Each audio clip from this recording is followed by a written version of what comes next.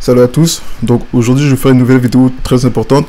On va parler du sujet de l'enfer et on va voir que selon le Coran, tous les êtres humains, y compris tous les musulmans, finissent en enfer.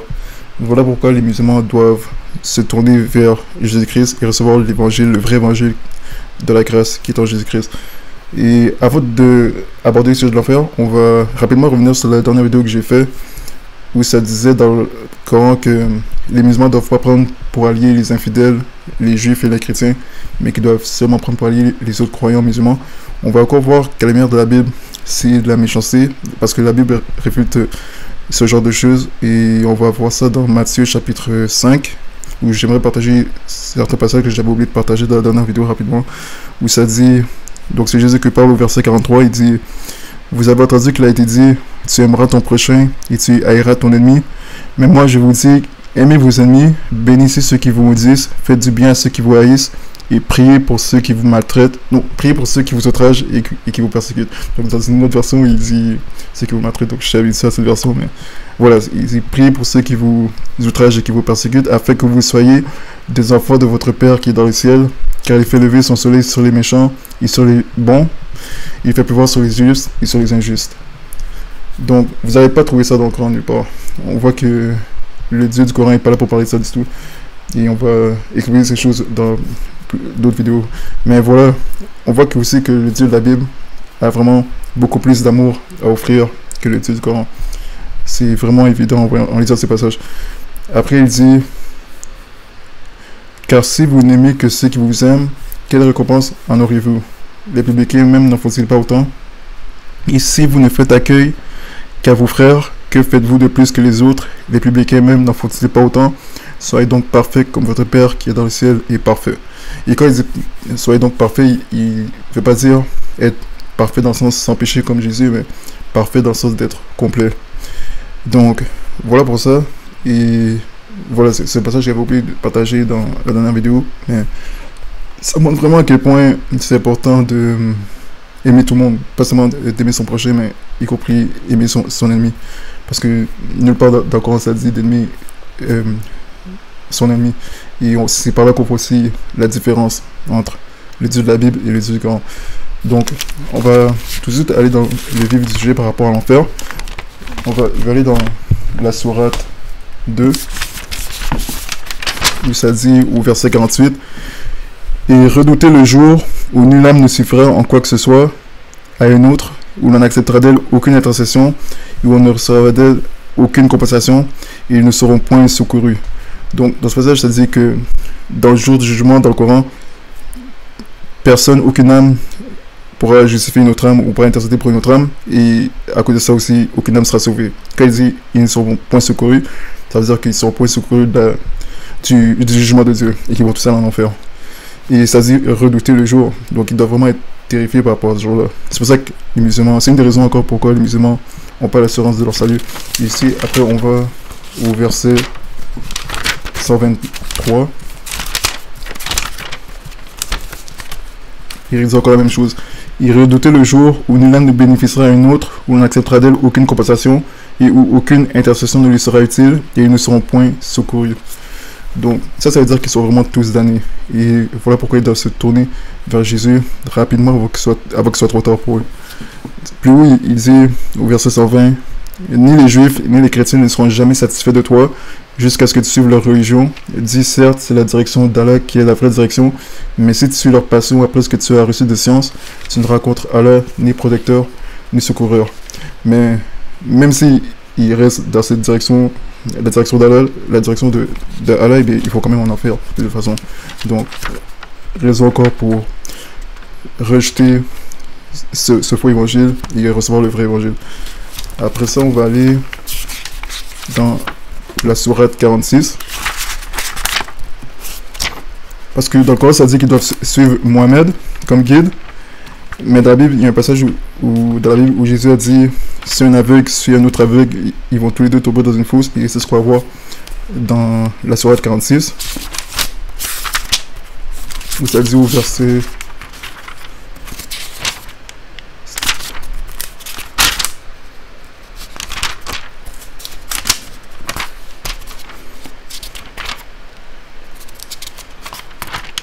Donc, ouais. Sourate 46, verset 9, il dit, je ne suis pas une innovation parmi les messagers, et je ne sais pas ce que l'on fera de moi, ni de vous. Je ne fais que suivre ce qui m'est révélé, et je ne suis qu'un avertisseur clair. Donc, on voit ici, le prophète de l'islam dit qu'il ne sait pas c'est quoi qui va lui arriver, et il ne sait pas c'est quoi qui va arriver aux musulmans. Donc, lui aussi n'avait pas l'assurance de son salut, et il n'y a pas d'assurance du salut des musulmans non plus. Donc, c'est un guide qui suit alors que ce guide lui-même ne sait pas où est-ce qu'il va, alors que dans la Bible, Jésus dit toujours qu'il sait où est-ce qu'il va. Il dit, je sais d'où je viens et je sais où je vais. Et que ceux qui ne savent pas où est-ce qu'il va sont dans les ténèbres. Et c'est ce qu'on voit ici. Et c'est pour ça que les musulmans ne savent pas où est-ce qu'ils vont finir après leur mort. Mais voilà, selon le Coran, c'est-à-dire qu'ils vont finir condamnés et en enfer. Après ça, on va aller dans la sourate 7. Sourate 7 au verset... Au début de la sourate 7. Où ça parle encore du jour du jugement. Mais on va voir aussi dans la Bible qu'est-ce qui se passe dans ce jour du jugement. Qui est déjà arrivé. C'est pas un jour qui va arriver dans le futur, c'est déjà arrivé dans le passé. Ça n'a rien à voir avec le fait de juger toute la terre entière, mais de juger une nation spécifique. C'est juste que dans le Coran, Mohammed a entendu parler de cette doctrine. Il a fait sa propre version de cette doctrine. Il en a fait une fausse doctrine. Donc, au verset 6, ça dit « Nous interrogerons ceux vers qui furent envoyés des messagers et nous interrogerons aussi les envoyés. Nous leur raconterons en toute connaissance ce qu'ils faisaient car nous n'étions pas absents. Et la pesée ce jour-là sera équitable. Donc celui dont les bonnes actions pèseront lourd, voilà ceux qui réussiront. Et quant à celui dont les bonnes actions pèseront léger, voilà ceux qui auront causé la perte de leur âme parce qu'ils étaient injustes envers nos enseignements. » Maintenant, beaucoup de musulmans vont penser que en faisant des bonnes actions, s'ils font beaucoup de bonnes actions, ils vont être justifiés par leurs bonnes actions. Mais la vérité, c'est que aucun musulman peut dire qu'il est assez bon pour mériter le paradis. Et c'est ce qu'on va voir encore dans le verset, non, dans la sourate 19. Parce que dans la sourate 19, c'est une autre sourate qui dit clairement que les musulmans vont en enfer. Au verset 60. Je vais commencer au verset 67, où ça dit « L'homme ne se rappelle-t-il pas qu'avant cela, c'est nous qui l'avons créé alors qu'il n'était rien? Par ton Seigneur, assurément, nous les rassemblerons, eux et les diables, puis nous les placerons autour de l'enfer, agenouillés. Ensuite, nous arracherons de chaque groupe ceux d'entre eux qui étaient les plus obstinés contre le tout miséricordieux. Puis nous sommes les meilleurs, à savoir ceux qui méritent le plus d'y être brûlés. Il n'y a personne parmi vous qui ne passera pas par l'enfer. Car il s'agit là pour ton Seigneur d'une sentence irrévocable. » Donc voilà, c'est-à-dire qu'il n'y a personne parmi les musulmans qui ne va pas passer par l'enfer. Et c'est une sentence irrévocable, c'est-à-dire qu'il ne va pas revenir sur ses décisions, c'est décidé, ils vont tous en enfer.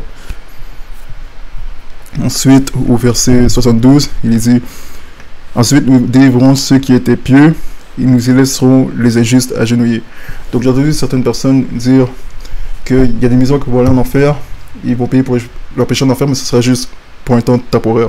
Ensuite, ils vont être délivrés.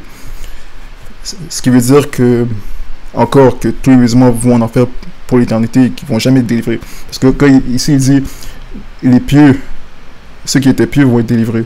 Ce qui veut dire personne, parce qu'il n'y a personne parmi les musulmans qui est pieux et qui peut dire qui est pieux. Maintenant, selon notre standard à nous, personnel, on peut dire qu'il y a des musulmans qui sont pieux, mais aux yeux des eux, aucun musulman n'est pieux. Donc, ce musulman va en enfer, il va être en enfer pour l'éternité, il ne va jamais sortir. Donc, voilà pour ce passage. Et ensuite, si je vais dans la Bible, on va voir la même chose. Mais le vrai jour du jugement, la manière que les choses vont vraiment se passer.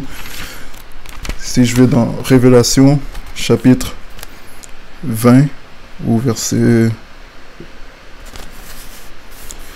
Je vais commencer au verset 11. Puis je vis un grand trône blanc, et celui qui y était assis, de devant la face duquel la terre et le ciel s'enfuirent, et il ne s'y trouva aucune place pour eux. Et je vis les morts, grands et petits, qui se tenaient devant Dieu, et les livres furent ouverts, et on ouvrit un autre livre, qui est le livre de vie. Et les morts furent jugés selon leurs œuvres, d'après ce qui était écrit dans les livres. Et la mer rendit les morts qu'elle contenait, et la mort et l'enfer rendirent aussi les morts qui y étaient. Ils y furent jugés chacun selon leurs œuvres. Et la mort et l'enfer furent jetés dans le lac de feu, c'est la seconde mort. Et quiconque ne fut pas trouvé écrit dans le livre de vie fut jeté dans le lac de feu. Donc, il faut jeter en enfer. Et ça montre encore que personne ne peut être justifié devant Dieu.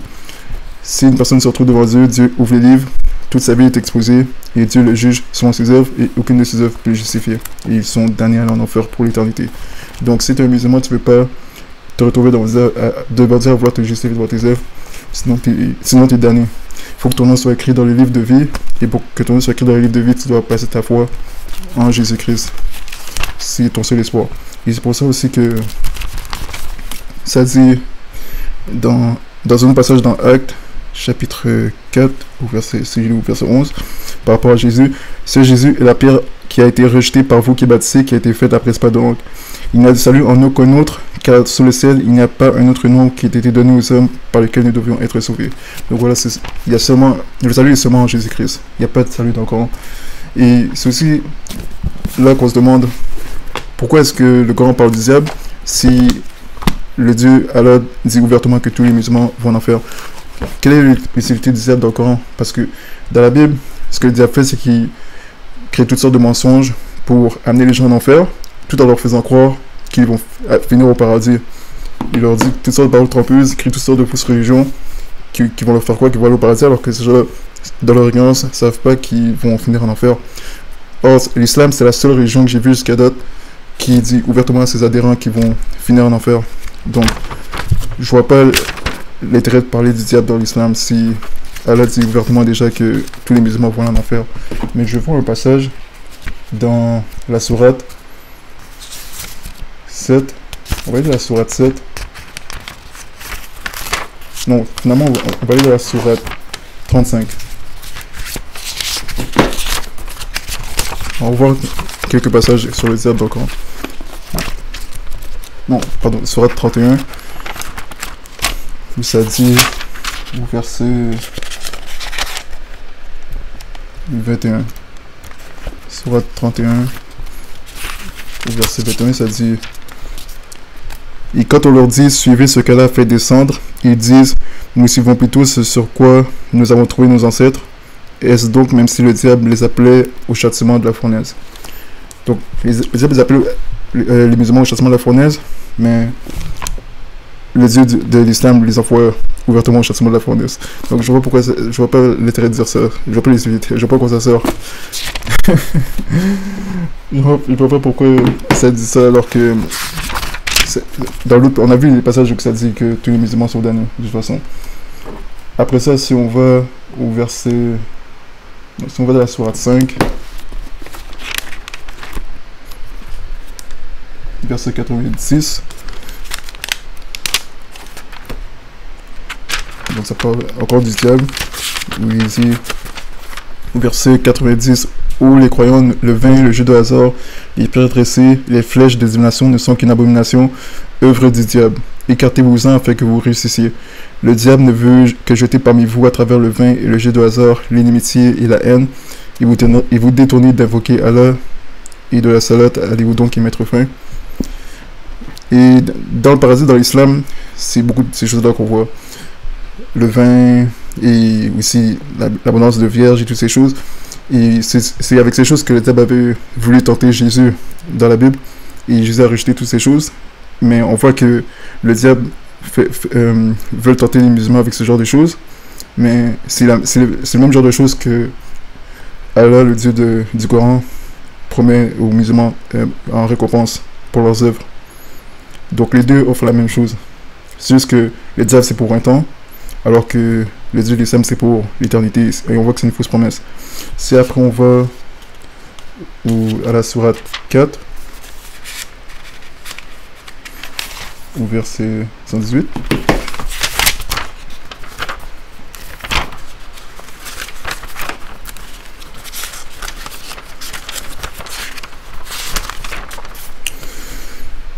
Au verset 118, il dit Allah, le diable, entre parenthèses, maudit. Alors là, le diable maudit, et celui-ci a dit, certainement je saisirai parmi tes serviteurs une partie déterminée. Après ça, il dit, certes, je ne manquerai pas de les égarer, je leur donnerai de faux espoirs, je leur commanderai, ils fendront les oreilles aux bestiaux, je leur commanderai, ils altéreront la création d'Allah, et quiconque prend le diable pour allié, au lieu d'Allah, sera certes voué à une perte évidente. Il leur fait des promesses, il leur donne de faux espoirs. Et le diable ne leur fait que des promesses trompeuses. Voilà ceux dont le refuge est l'enfer, et ils ne trouveront aucun moyen d'y échapper. Donc, voilà. Donc, on voit qu'Allah condamne les musulmans qui suivent le diable, parce que le diable leur fait des fausses promesses. Mais on voit que le Dieu du Coran promet aussi aux musulmans de finir en enfer. Donc les deux envoient les musulmans en enfer. Le diable envoie les musulmans en enfer. Et le Dieu du Coran, et Mohamed envoie les musulmans en enfer aussi. Même Mohamed aussi dit qu'il va en enfer. Donc voilà, on voit que c'est vraiment... Le Coran est vraiment... L'islam est vraiment une religion vaine à suivre. S'il vous plaît, perdez pas votre temps. Tournez-vous vers Jésus et soyez sauvés, vraiment. C'est vraiment Jésus que vous pouvez trouver votre salut et avoir la garantie d'aller au ciel. Et ça, tous ces passages qu'on a vus contredisent vraiment toute cette fausse doctrine dans le Coran où on vous fait cette fausse promesse que si vous faites des bonnes œuvres et que vous faites beaucoup d'efforts, vous allez avoir le ciel en récompense. C'est faux. Ce qui vous attend, c'est l'enfer pour l'éternité si vous rejetez le salut en Jésus-Christ. Donc, voilà pour cette vidéo. La prochaine vidéo que je ferai, ça va être sur l'idolâtrie dans l'islam, et après ça aussi on fera une autre vidéo sur la divinité de Jésus, parce que c'est important pour les musulmans de comprendre que Jésus-Christ est Dieu, qu'il est le Fils de Dieu. Donc on va voir ces choses non seulement dans la Bible, mais aussi dans le Coran. Et évidemment l'évidence, la preuve que la raison pourquoi les musulmans vont en enfer, c'est le rejet de Jésus-Christ, c'est justement parce que la Bible dit, mais même leur Coran leur dit qu'ils vont finir en enfer. Mais toutes les doctrines qu'on va réfuter et toutes les choses qu'on va voir, ça va être en priorité, en particulier parce que c'est la Bible, la vraie parole de Dieu qui dit. Donc voilà pour ça. Donc j'ai fini avec cette vidéo. Laissez des commentaires si vous avez des questions. Et puis je vous dis à bientôt. Soyez bénis.